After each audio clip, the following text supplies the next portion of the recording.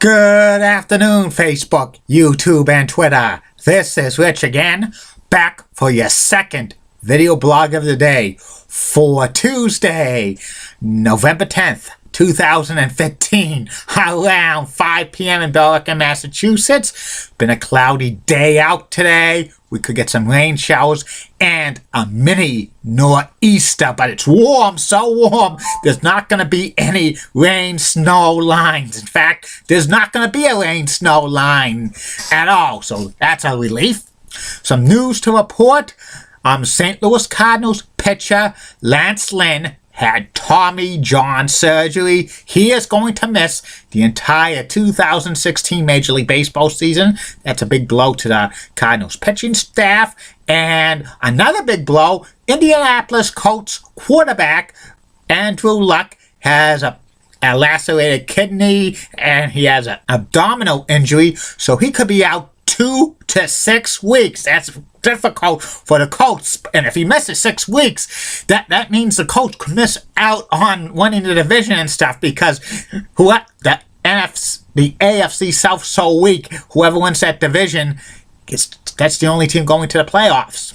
And that's about it on the news. My second video blog subject of the day is about who I would vote for if I had a Hall of Fame ballot for the Baseball Hall of Fame in 2016. Yesterday, the candidates were announced to who's going to be on the ballot. It's the top first-year eligibility players: Ken Griffey Jr., Trevor Hoffman, Billy Wagner, Garrett Anderson, Jim Edmonds, Mike Lowell, among others, and so many holdover candidates like Barry Bonds, Roger Clemens, Mike Piazza, Jeff Bagwell, Sammy Sosa, Mark McGuire, Mike Messina, Kurt Schilling, Jeff Kent, and a few others. And here are the 10 players I would vote for on the Hall of Fame ballot in 2016 if I had a Hall of Fame vote, if I was a sports writer. And to me, there's only this year's for the top first-year candidates. I would only vote for 2 of them. The top first-year candidates. I would use all 10, but I would only vote for the 2 top first-year candidates. Ken Griffey Jr., outfielder. He played 22 seasons in the Bigs. He's a 500 home run club member. Was the best all-around player in baseball in the 1990s. He spent most of his career with the Mariners, and he played for the Reds and White Sox. And they came full circle back with the Mariners, retiring in 2010. And the second player I would vote for 2016 Hall of Fame ballot would be Trevor Hoffman, relief pitcher, pitching mostly for the Padres, 600 career saves. And the other 8 are the holdover candidates. First holdover candidate I would vote for is catcher Mike Piazza. It's the 4th time he's on the ballot and stuff. He is close to like 70%, and he hit the most home runs by a major league catcher. And there's a debate if he used PEDs or not. I would vote for him anyway, because he never passed, he never flunked the test and stuff, and there was no known that he ever did PEDs, but there's always suspicions. Another guy I would vote for is first baseman Jeff Bagwell, who played the entire career with the Houston Astros. He was like a power-hitting first baseman, 449 home runs, over 1,500 RBIs, 1994 National League Most Valuable Player. The next guy I would vote for would be outfielder Barry Bonds. Barry Bonds has the most home runs in Major League Baseball history. Before this, allegedly he used the PEDs at 1999. If he retired in 1998, he would have been a first ballot Hall of Famer. And he was a Hall of Famer before the PEDs, and the Hall of Fame and the PEDs like boosted his numbers if he used them. He never flunked a steroids test. Another guy I would vote for the Hall of Fame this year would be, for 2016, would be pitcher Roger Clemens. Clemens had a Hall of Fame career in 1998. If he retired, he probably would have been a first ballot Hall of Famer.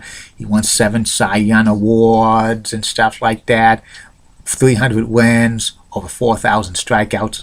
I would vote for him for the Hall of Fame, because in 1998 he was a Hall of Famer. The alleged PED use shot his numbers way up there. Another pitcher I would vote for would be Mike Mussina, who pitched for the Orioles and the Yankees. He was a consistent winner and stuff, and he has a great winning percentage and stuff. He only won 120 games season. That was 2008, the last big league season he pitched. The last pitcher before Mike Mussina to win 20 games, his last year in the big leagues, was Sandy Koufax in 1966, and Sandy Koufax is a Hall of Famer. Mike Mussina, I would get my vote. Another player that I would vote for, another pitcher, Curt Schilling. Curt Schilling only had 216 wins, but he had over 3,000 strikeouts. He won a couple of 20-game winning seasons. Plus, he was a great postseason pitcher, especially 2001. He called MVP with the Diamondbacks with Randy Johnson. I would vote for him if I had a Hall of Fame ballot. And the final two votes I would give, this was a very difficult choice in my humble opinion. Ninth player I would vote for if I had a Hall of Fame vote would be outfielder and designated hitter Gary Sheffield, who is a member of the 500 home run club. Actually had 509 home runs, played 22 seasons in the big leagues and stuff. Another guy who's allegedly used PEDs and stuff, but he never flunked the test. So he's clean in my book if he never flunked the test.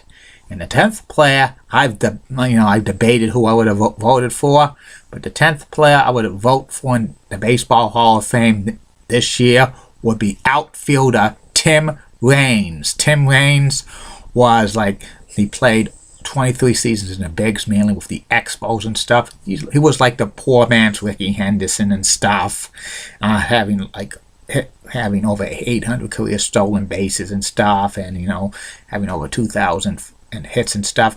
But what I think really killed him for the Hall of Fame, that his chances, he was involved in the 80s with a cocaine scandal and stuff. That probably might hurt his chances for the Hall of Fame. And what's also going to hurt his chances, he has only 2 more years of eligibility left, because now it's just 10 years for players and pitchers to stay on the ballot if they get at least 5% of the vote. If you get under 5% of the vote in the Baseball Hall of Fame, you immediately drop from the ballot and stuff. So